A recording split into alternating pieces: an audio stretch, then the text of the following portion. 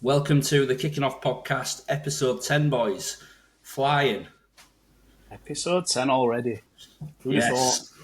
Well done, everyone. We're getting there. And the most important thing is the football season is properly back. We've had League 1 and League 2 fixtures. Scotland's playing football as well. Define playing. Yeah. So what did we watch over the weekend? Did anyone catch any of the games? Yeah, I watched. I watched 75 minutes of Luton, Wimbledon, and then nodded off. Got woken up by the goal, so I caught that and then nodded off again. That was a bit of a snooze fest. That one. What was it? 2 shots in the first half, none in the second, something like that. Yeah, I watched it. It was painful. Luckily, I missed that one. I was one of the ones I didn't watch. Yeah. Well, I noticed there was some surprise results as well. Bradford City doing very well after being promoted, turning over Wycombe. What a performance as well. That should have been a bit more flattering, I think, because Bradford had a boatload of chances. Wycombe looks, weirdly enough, out the depth against them at times. But yeah, I think they've recruited well in the summer, Bradford. Look like they could be a very good team. Yeah, They have. Good. So that lad they signed from Wimbledon, that new Phil? Oh, Nerville, yeah. Yeah, he's a good little player, him.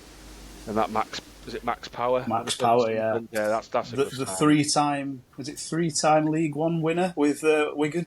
Yeah, that's some feat. Not many will do that. You can't be called Max Power, can you, and not be good? Yeah. It is a good name. And Barnsley turning over Plymouth. They're a bit of a mess at the moment. I think they're still upset about unnamed German Division 2 teams. They can't even say Schalke, can they? They can't even bring it out of their mouths. I can't believe the kid scored an own goal on his debut and had to leave social media because he's getting a load of crap from online. It's pretty poor showing that. I'm not for that at all, no matter how much someone's done something. You can maybe understand it when there's some of these off-the-field incidents that really hurt people and feel like they need to address it. But when it's just a mistake on a football pitch, I can't get my head around why people think it's acceptable to attack them online. No, it's not something I've ever partaken in. It's a very, very weird thing to do, especially in the first game of the season. It's not like it's not like they've got 45 more games to actually turn that around. But yeah, people jump the gun a bit, I think. I did once when Dean Windass first started shelling out for CBD gummies on Twitter. I did just tweet him saying "lean Windass," and he gave me a follow. He liked it and he followed me. I was like, "Nice one, Dean." At least you can take the banter. What a legend. And Stockport, I saw Stockport because I went to Hull City versus Stockport in pre-season, and Stockport done half knocked that ball around really nicely. Got a really good midfield. They seem to struggle in our game, putting the ball in the back of the net, but they've turned over Bolton 2-0. I caught just the back end of it. I saw the second goal. Was it Kyle Wootton? Yeah. Good header, wasn't it? Good header. He was great. A great ball in. They've already just signed that left back, haven't they? He's come in on like a 3-month contract. The one who whipped the ball in for that second goal. Yeah. He's 30, quality, wasn't it? 34, 35, and both their left backs have got injured. So he was a free agent. He got released from Cambridge at the end of last season, and they've picked him up, and he's whipped in an absolute beauty for that second goal. Oh my God. There he is. Blair has joined us. And who else was it? Cardiff City looked good, didn't they, as well? As you would probably imagine, they would be quite strong. I think they had a good test as a first game as well. Because Peterborough no pushovers in that league, but They looked really good. Pass ball around. They probably should have been a couple of goals to the good before half time and end up 1-0 down. But 2 fantastic goals brought them back. Yeah. And I think pretty much everyone's favourite, or definitely in the top 2 for this year, Huddersfield, did a job on Leyton Orient. 3-0. Made some bloody good signings then. With the next Wednesday goalkeeper at the helm. Smashing a prawn cracker. What a lad. Blair has been on the beers with his Sheffield Wednesday supporters today, singing Barry Bannan songs, I imagine. We did. And I tell you what, Huddersfield they have signed everyone. They signed 5 centre backs. Fair play to him. Yeah, to sign 5 centre backs, you got relegated. You signed 5 centre backs. Fair play. Alfie May scored. I know it was a penalty, I think, but yeah, he's a top draw. In League One, he is the Cameron Jerome, the Jordan Rhodes. He is that player who scores goals in that division. He might not be good enough for the Championship, but fuck me, he scores goals in League One, and I firmly believe he will get them up to the Championship again. Should do. Did anyone pick up any games in League 2? I only caught the Howler in the Barnet Fleetwood game. Yeah, that's been all over social media, hasn't it? Ex-York City striker rolling the ball in the net. He's not a very popular man in York, though. They had the chairman on Twitter because he scored against him for Sutton last season, celebrated in front of manager and all that.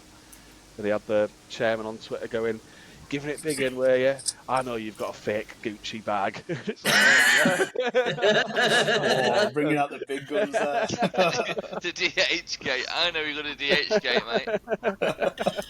Seen you. I saw Walsall and beat Swindon 2-1. I know. And did you see the Ian Holloway comments after the game? Yeah. Someone throw something. Yeah, so go on. That's it. Yes, someone from the crowd threw something on the pitch, and he's basically giving his full what you'd expect from Ian Holloway. Yeah. Completely his unfiltered opinion on it. Yeah, telling him that he does not want him back anywhere near the football ground ever again. So I think he pretty much said he will find him. Went full taken. Yeah. Yeah. Fully of Neeson. And Harrogate Town beat Bristol Rovers. Yeah, Good start for them.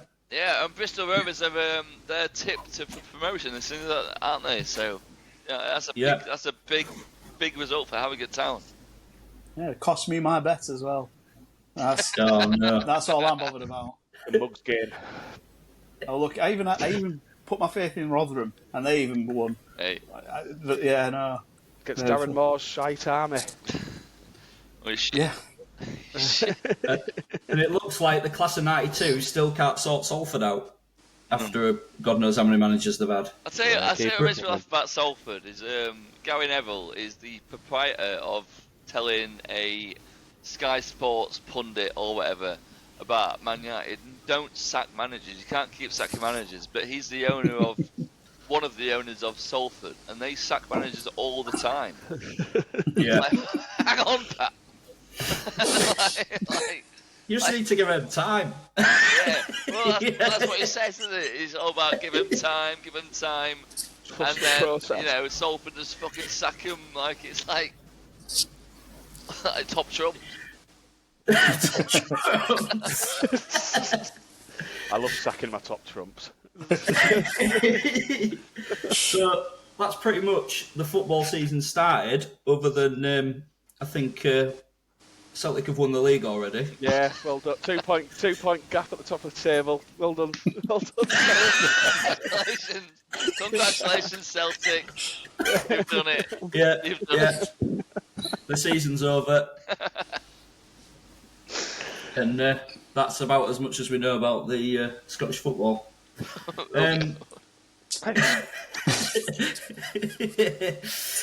So, Leeds United, Ross.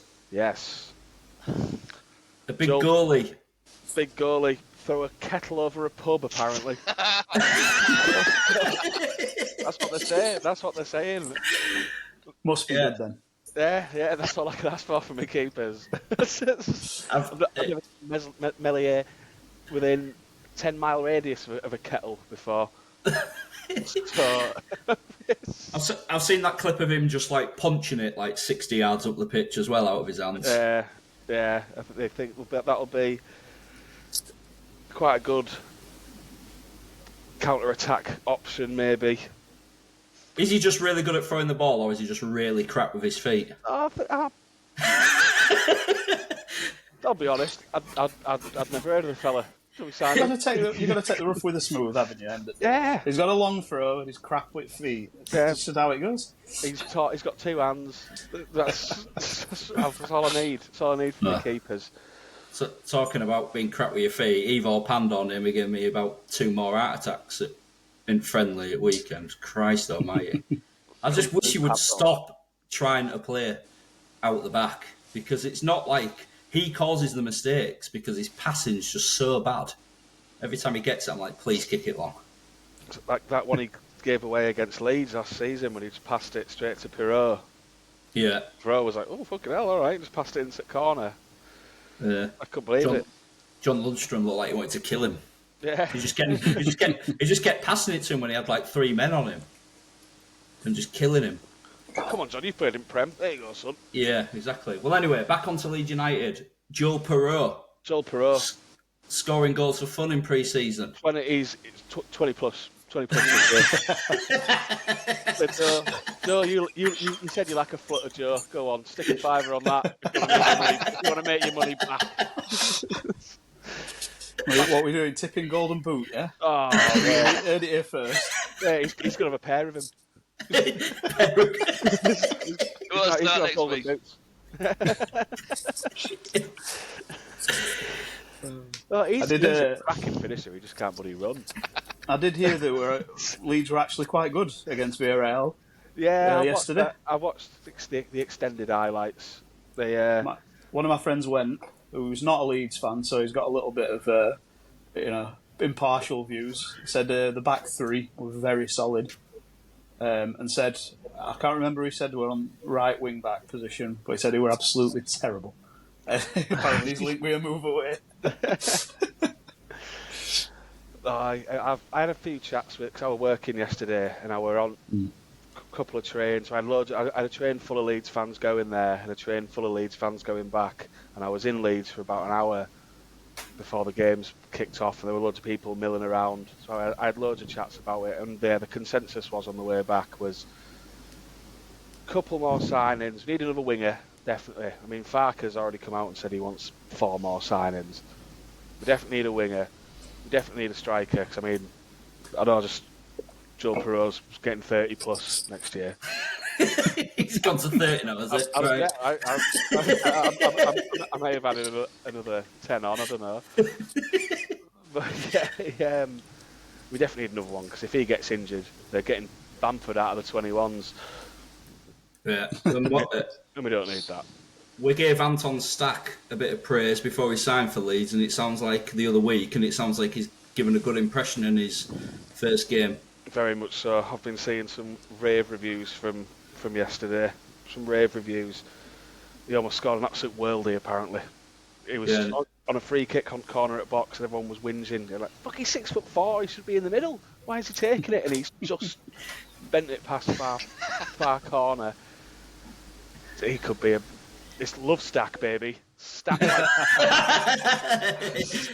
my bitch up. That's what we're here for. Come on. Yeah, I'm sure the Leeds fans will be getting 15 goals, I tell creative.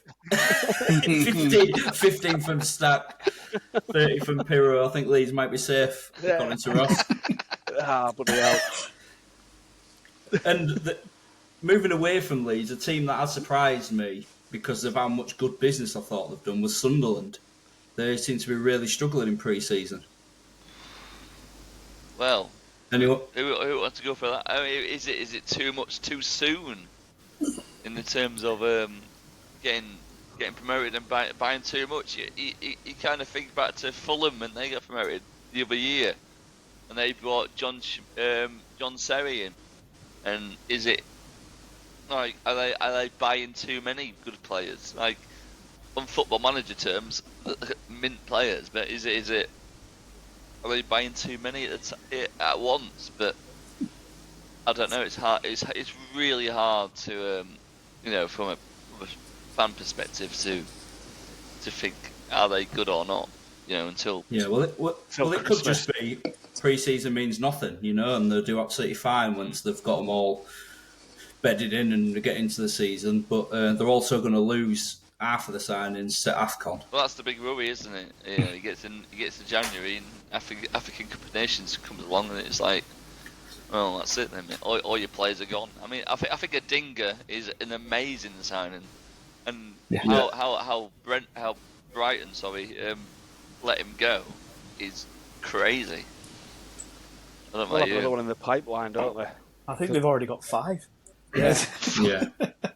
That Blair looks unreal. That Enciso went to Ipswich on loan last season. Yeah, very good. They both player. look fantastic, and then they've got a few more. Hinselwood, both Hinselwoods look decent as well. I'll tell you, will light it up next year, and I thought he would have done last year. Is that Yakuba Minter that they got from Newcastle? He's a baller, him. He started really well, didn't he, last season, and then sort of like heated out a little bit. I think when a couple of teams were like, well, if we just mark him, he can't do much then. And that's when they get better forward play from the sort of main stalwarts like Welbeck and obviously João Pedro last season. But yeah, they always recruit well though. I find it insane that Welbeck's played more games for Brighton than any other team. Yeah, it's a wild start that.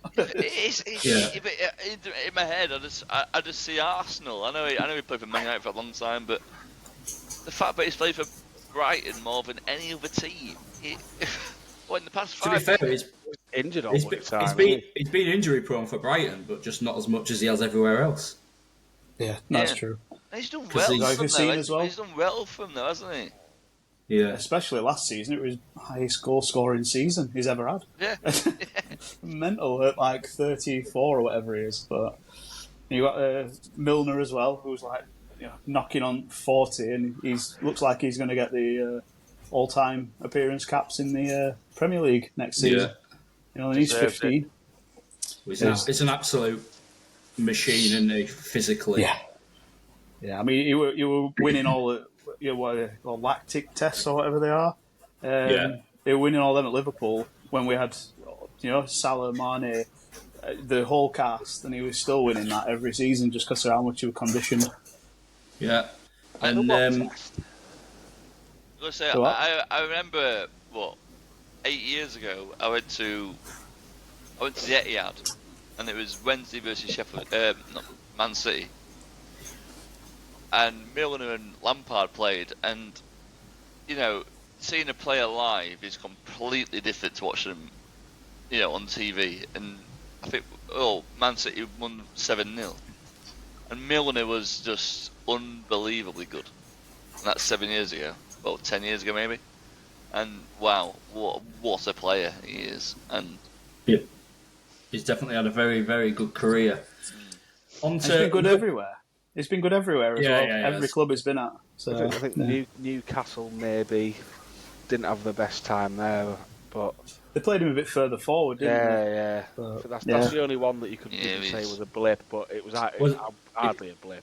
They played him as like a right midfielder, didn't they? A lot, Newcastle, which I think that was his first sort of like big move, wasn't it? Newcastle, the Milner. Yeah. Well, Aston Villa. Yeah. If you want to disrespect them, but But yeah, the Newcastle move was probably his first notable transfer.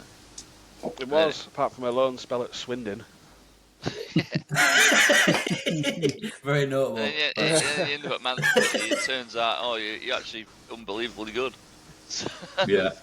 And then even when he went to Liverpool, it was people perceived that was his end of his career sort of move, and nowhere near it, was he? He won everything with us, didn't he? Won every trophy he could possibly win. So yeah, I think people, even Man City fans, must have gone, Christ. I don't think he had still that in his locker. How good he was. Absolutely. On to Liverpool then, Joe. Diaz has finally gone. He has. Looks like he impressed in his first game as well. He's already played for him. Yeah. Won him a penalty yesterday, I think it was, or Friday night, one of the two. But yeah, finally got that move, so that opens up a spot. And now it's who we're getting in. It's looking like one name in particular. So it was £100 million bid plus add-ons, I believe, for Isak. That's been turned down. Yeah, there are a few numbers, but I think the main sort of one that's been moved across everything's about 110 all in.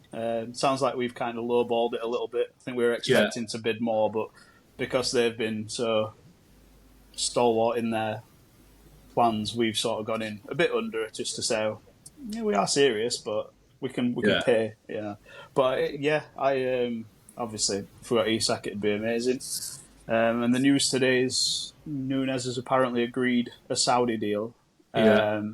So that could be a potential move as well, which, it's interesting times. Any talk on how much that's going to be for Núñez? I don't think there's been many figures knocked around, but about 4 weeks ago when we were on about 55 million is what we were wanting. So, if they're willing to pay it, I'll take that any day of the week. Take their hand as well. Literally driving to airport. Bloody hell. Well, obviously, he'll get a good amount of money in return for going over there, and to be fair, it is becoming quite they're getting some really good players, and a lot of them now are moving younger than you'd expect. So, well, we saw him in the Club World Cup. They're not as bad as everyone thought they were. Darwin Núñez, there's a player in there. There is a player there. Fucking hell, he's classy. I mean, people might want to. I know it's popular on the internet and especially X to moan about him and say he's shit, but he is a good player, and Liverpool clearly aren't willing to sell him to another Premier League team. So I think in my eyes that shows how good he is. Well, I think he'd really suit Newcastle. God, even Arsenal. I think his issue is he's not. It seems like the top level football gives him a bit too much pressure, so he ends up crumbling a little bit, and he has a little bit more time on ball. But when he was playing for in Portugal, it's just pinged into him, he pops it in. There's a lot less riding on you in those sort of he's so competitions. Quick, I mean, people don't realise how quick he is. I think. I just wish he could put that mind to use, because it really feels like he just runs around sometimes, not thinking at all. So you'll see his offside. If he's on pitch, we've got about 5 more offsides per game than without him, which is frustrating because he's fast enough to beat the defenders anyway. So just be in line and make your runs. Unfortunate, but yeah. And I watched Manchester United against Bournemouth, and I was quite surprised, really, of how quickly they moved that ball around. Man United, they looked way, way better. But the one thing that did shock me was to not see Cunha in the starting lineup, and he's been left out because of fatigue. Yeah. We're in pre-season. How can we be fatigued already? What's going on? Steps in his new house that he's bought while it's Man United. It's a long walk to his chauffeur-driven car. In fairness, he's played for Wolves, hasn't he, for a few years. He's not had to fly anywhere. They've had to fly to America now. And Is that jet Struggling. lag? Is Turns that out jet being lag a top voice? player means you actually move. I don't know. But yeah, you're right. It's funny, isn't it? Fatigue. I mean, You'd be fuming, wouldn't you? Spending all that money on a player and you can't even get him out, 2 weeks before season starts or whatever it is because he's fatigued. Fatigue. I mean, it's embarrassing. I mean, what they're going to say in mid-October? Like, I don't know. Like, fucking hell, he's knackered. The other reason why a lot of this frustrates me with the saying that these high-end footballers, especially at the top level, are saying they're fatigued is they have got everything.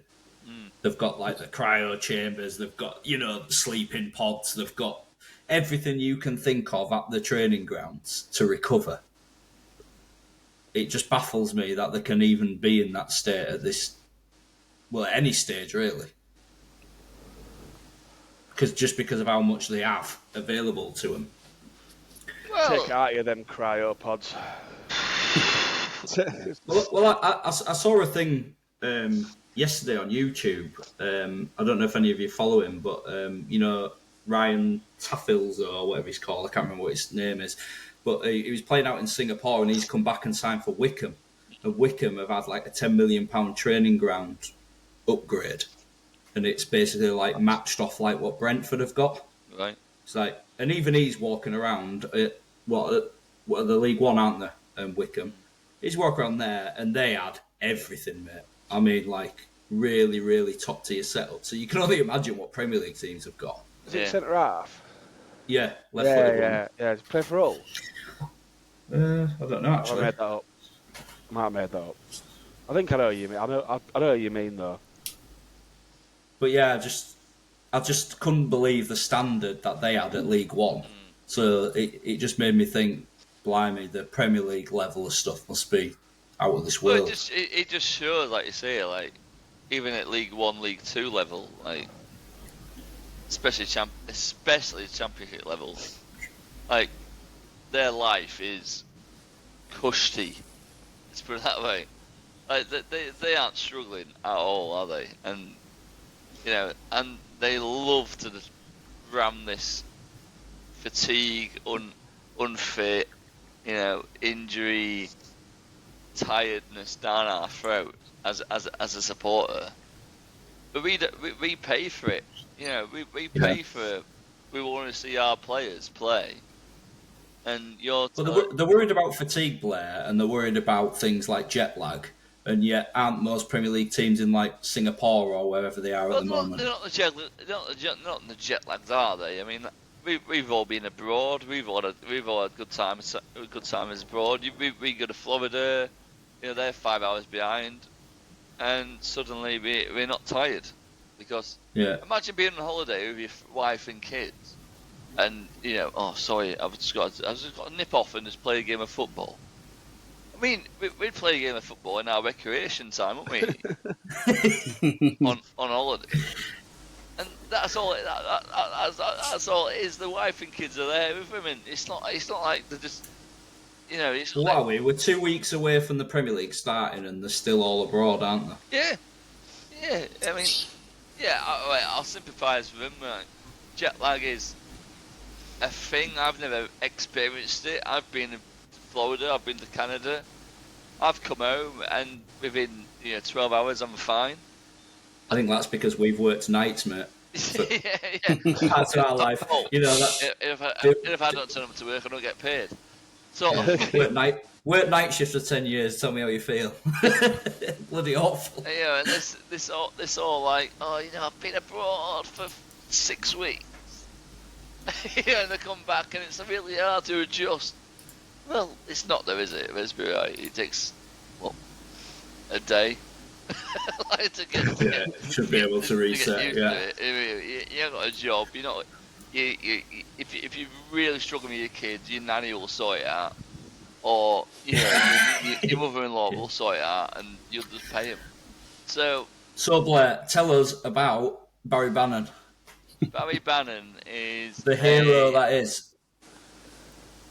He is either absolutely mental or an absolute legend. It's hard to it's hard to differentiate the two at the moment. Like, do you think he's going to be able to maybe convince some of those players that were thinking of leaving to potentially stay because he's going to be there? No, I don't. You don't think he I don't will? at all. I think, from the cynicalist point of view, he has signed a new contract. This is insane. He's well done to him, and he has nailed his colours to the mast, or whatever you want to call it. Like, he loves Sheffield Wednesday. We clearly know that. The fact is, if that club goes bust in the next week or two, he will get another club. Yeah.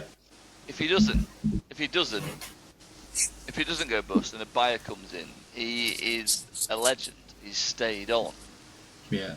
And so one thing that's worried me even more at looking at the Sheffield Wednesday situation is the fact there's stuff coming out in the press that for the opening fixture, the players are having to buy an hotel. You know, like, if the club is in that much danger, this is what worries me. It's that if it's in that much danger that he can't even put a coach on or a hotel or anything like that for the players to get to the game and give them all that sort of thing, and the players are looking to have to fund it themselves, then how realistically can you guys afford to even open the gates? That is saying that is on the brink, isn't it? You can't get any closer to the brink as that, can you? The fact that what Barry Bannan did, he came out and said this. I can't think he's lied. He said to his daughter, you know, I might have to sign for another football team other than Sheffield Wednesday. I don't know how his daughter is. His daughter might be 6 years old. She does look very young. He's been at the club for 10 years. His daughter cried and said, "I love Sheffield Wednesday. Don't sign for another club." She doesn't know about the politics and the financial bullshit about running the football team. And from that emotion, he said, "Fuck it, then I'll sign for Sheffield Wednesday. I'll sign back on." And you know what? Fair play to him, because either way, he doesn't need to do it. He could sign for Millwall, Middlesbrough, with the rumoured clubs. He could sign for those two and earn guaranteed 10 grand a week next week. But he's not done it. He's signed 7 grand a week. Not even guaranteed. He might not get paid it next week. You know? He's just done it because he loves Sheffield Wednesday. And you know what? Fair play to the lad. And he's a legend. He's a fucking great player. And I love him to bits. And I know you do. Right. Let's move on to Joe a minute. I want to ask him a question on the independent regulator coming into football. What's your thoughts on that, and what would you be wanting to see him improve? Not soon enough.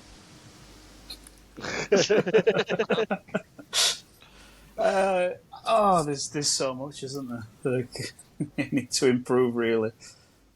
I guess the thing for me about it all is there has to be more of an improvement on protecting the clubs from bad owners. There's no point having this system where we do a little check when they come in and then they can basically just run it into ground, or in Chansiri's eyes, he just stops putting money in, and we're at the point where a football club in massive history that Sheffield Wednesday got could just literally go to nothing. We've already seen it with Morecambe.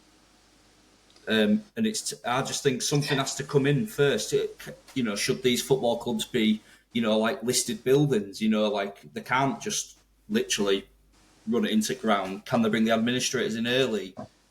I've said privately, I think there shouldn't be a way for football clubs not to own the stadium. I just think it's literally the club. Like, that is you need a stadium to play.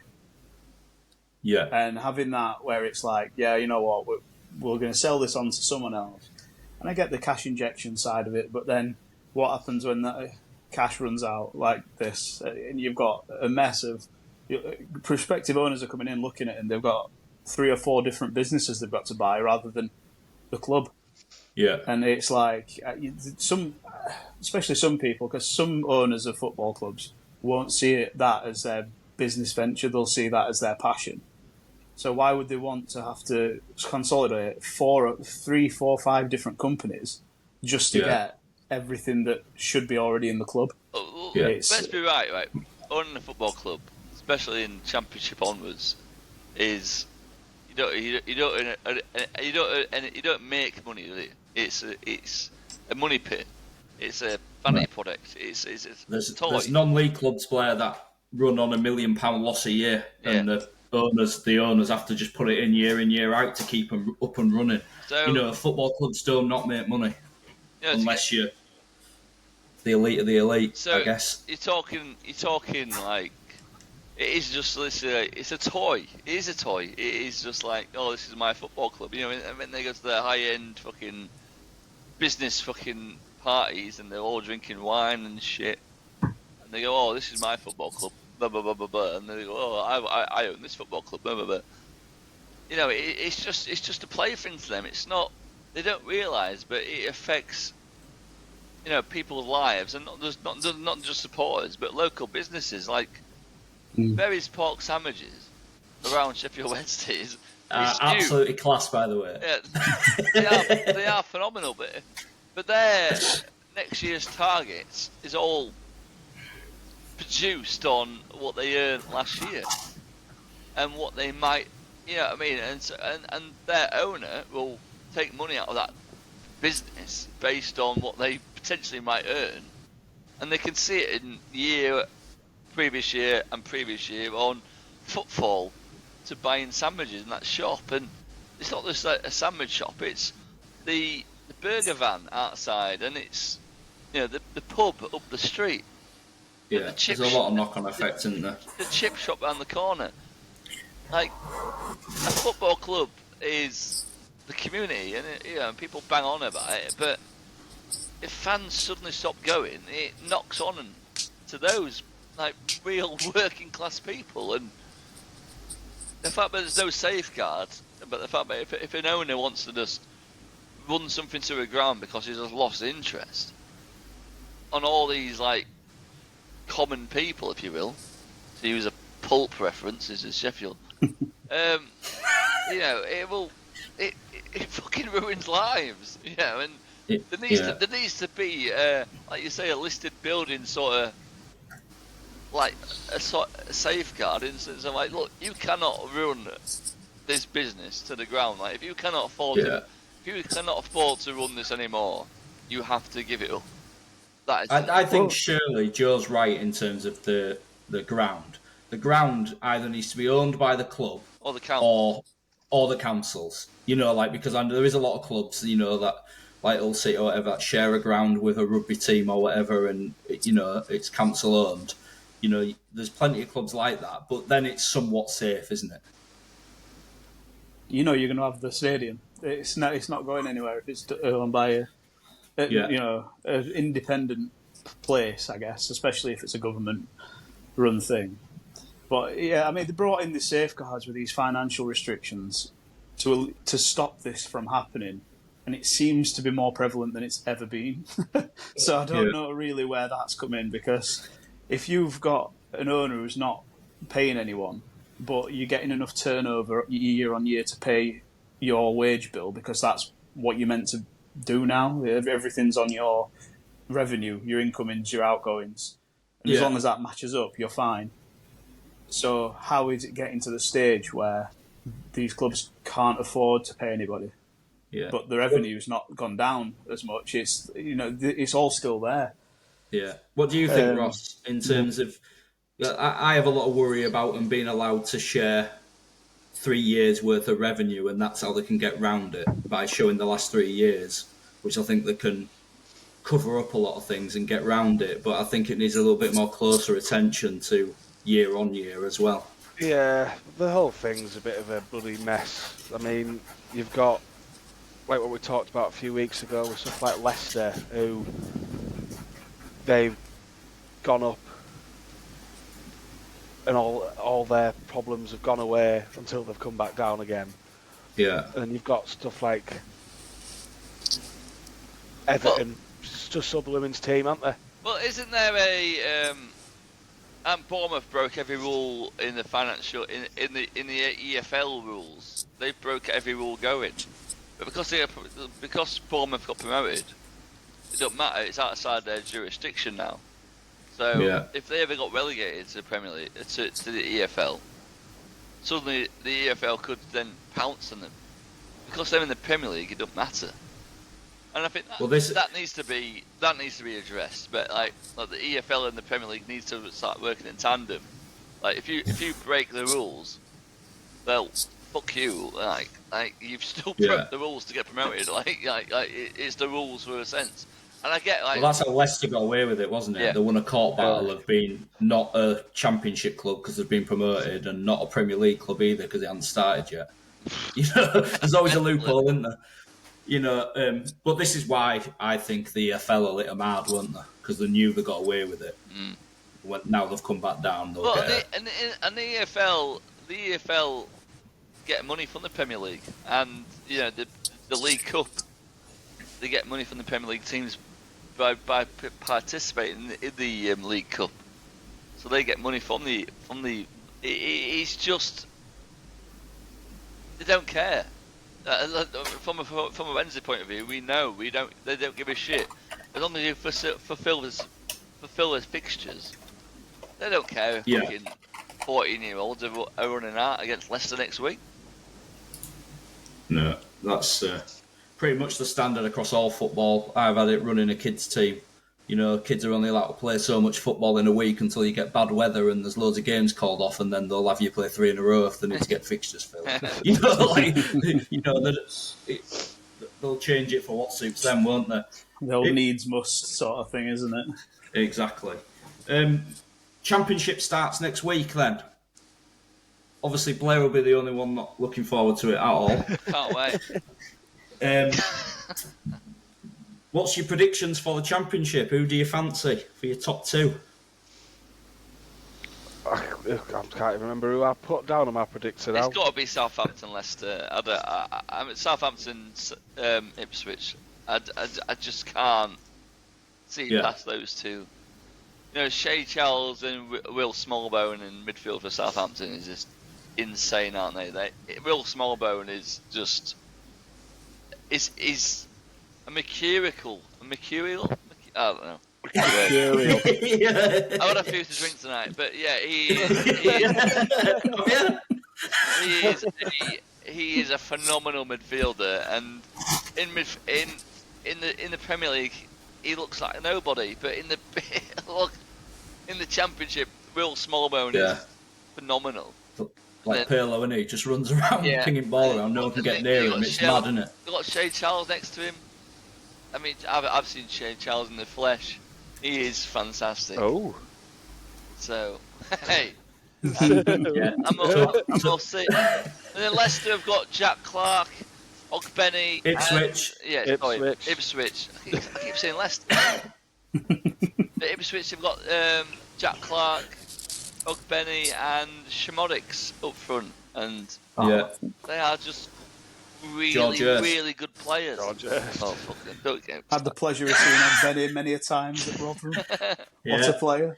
So Blair's going for Southampton Ipswich to be his top 2. I can't see any. Not Leicester, even though he said it 4 times. Leicester will be up there. Yeah, they will, yeah. Go on then, Joe, do you fancy, mate?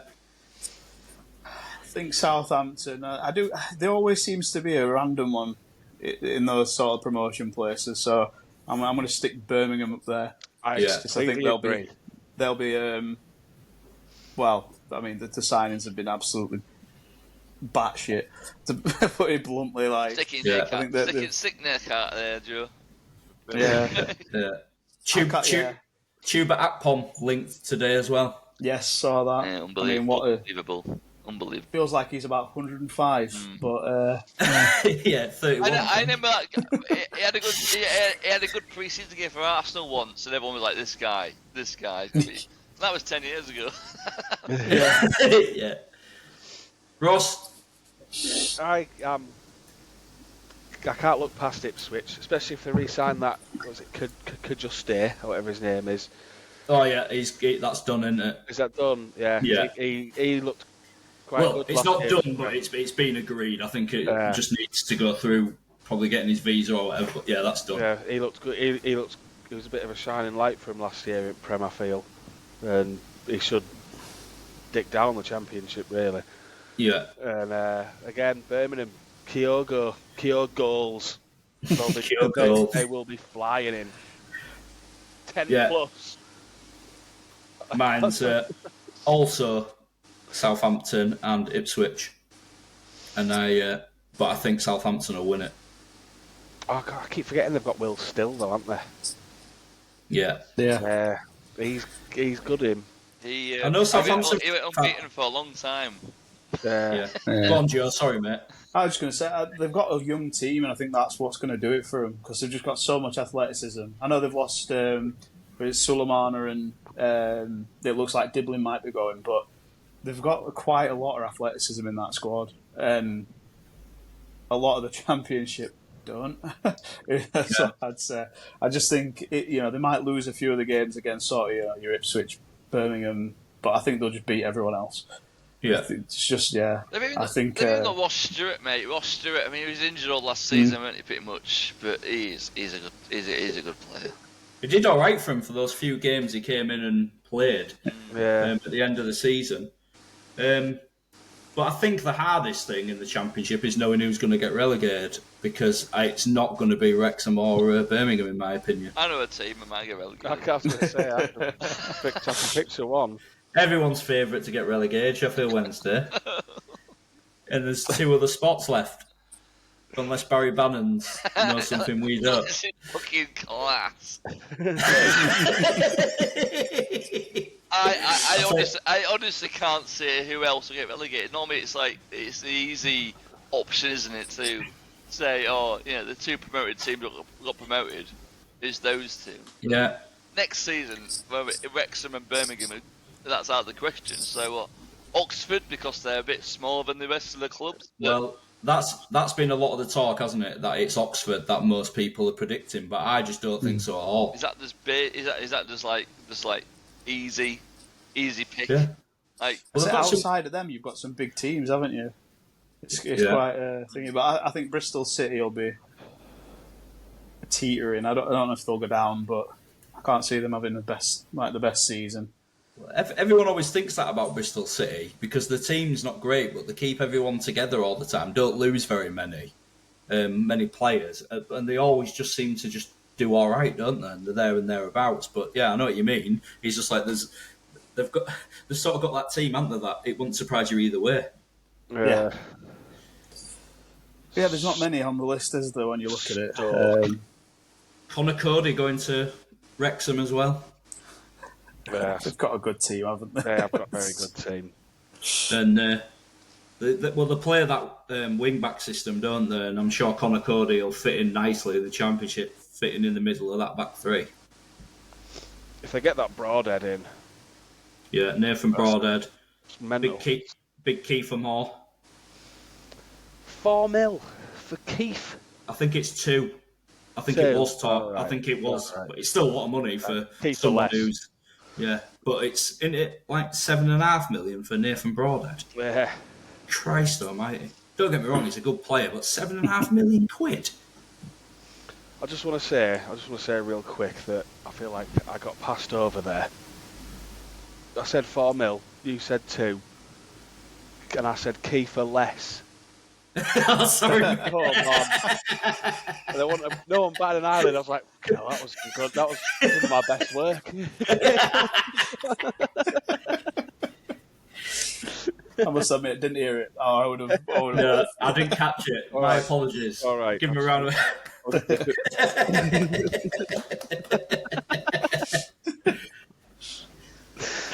So yeah, I'm sure next week we'll be having a big conversation, because I think there'll be lots of shocks of the Championship. It just is that league, isn't it? I thought you meant we were giving Blair an intervention. Won't need one when Bannan pops that trick in on there against Leicester away. No surprise there. If they get anything at Leicester, it's nothing going to be short of a miracle, is it? Christ. Well, what we are going to do is we'll finish off with a bit of a quiz that I've got. And I've gone for Liverpool's top 10 signings. And I've got it in pounds. All right. I might know these. You might bollocks this. you might know them. Blair, we are going for Liverpool's top 10 signings for our quiz. Fucking hell. What, in pounds, mate. in pounds? I will let Ross go first. Verts.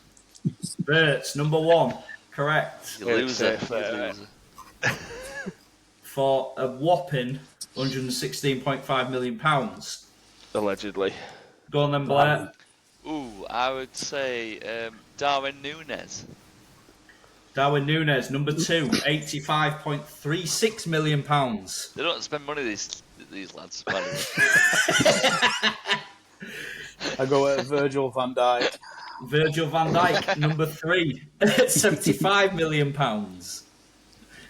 Oh. So top 3 done in a row. Ross, you're up. We're in top 10. Yeah. Christ. What's his name?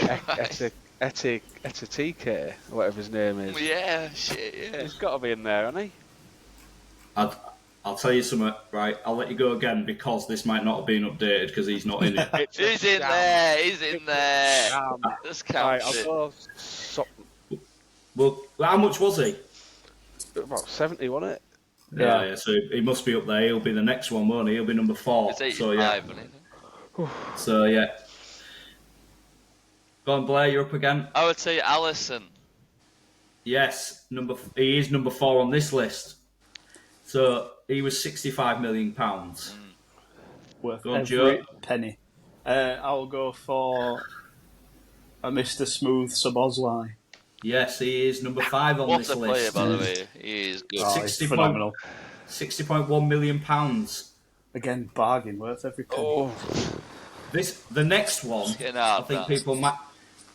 people might have forgotten about this player. The next I think one. I know on who the this list. one is. I know it is.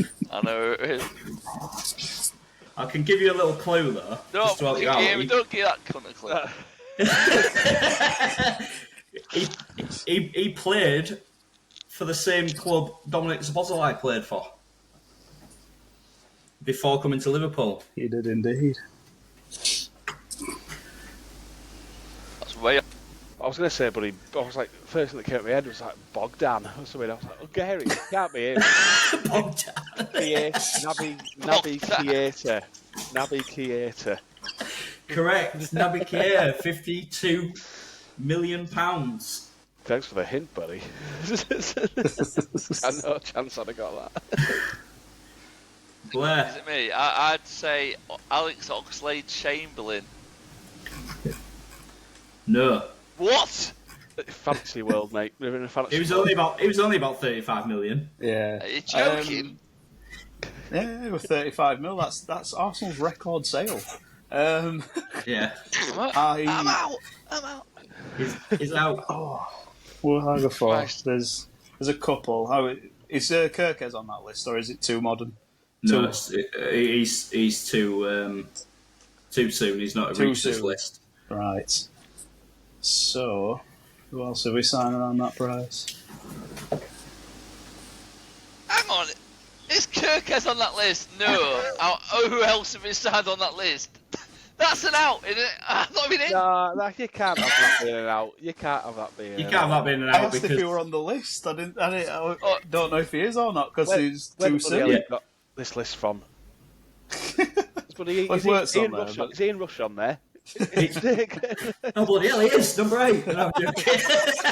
I'll go for. This is Anfield. They should have bloody updated it. I'll blame them. Well, yeah, that is facts. So, what are we looking for? Luis Diaz. Correct. Number 7. £50 million from Porto. Hang on. Who did I say was that? Alisson. You said Oxlade-Chamberlain. You said Oxlade-Chamberlain. Oh,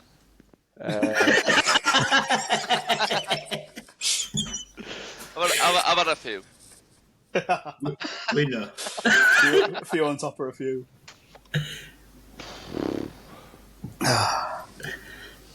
Mo Salah.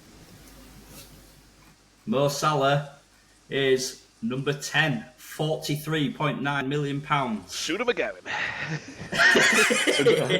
It's a good snipe, that one. So there's 2 more left. Wait. How much is Oxlade-Chamberlain? He went for £35 million. How much is Salah? 43.9, I think it was. Was it? Right, okay, I'll shut up. Right. Oh, God. Who else did we sign?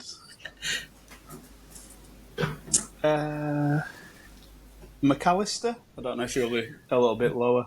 No, he was about he was 35. lower. He was only about 35, wasn't he, as well? Yeah. McAllister, Of because course he had his release clause. Yeah. So Ross the Toss for the win. Christ on a bike. He always wins these.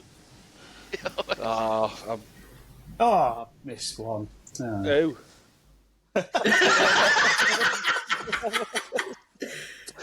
There's one person who's been all over the news. I can't believe he's not been said.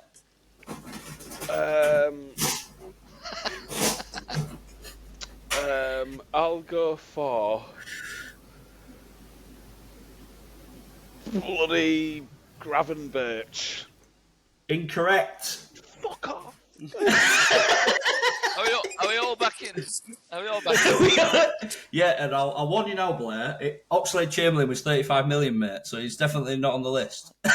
He was 45, I'm telling you now. He was 35. Come on then, can anyone get the last 2? I've got one punt that I think it might be. Go on then, Joe.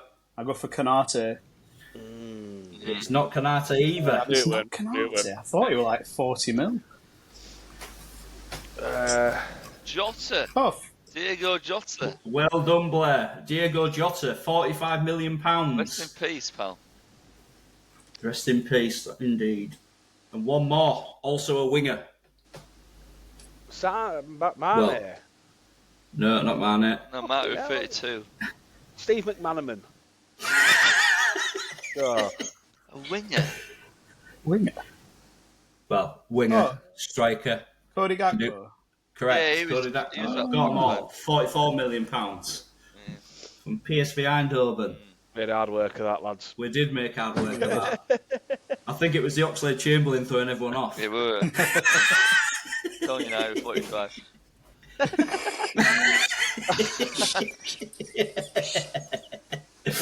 So, that is it for this week, boys. Is there anything anyone's been doing this weekend other than watching the footy?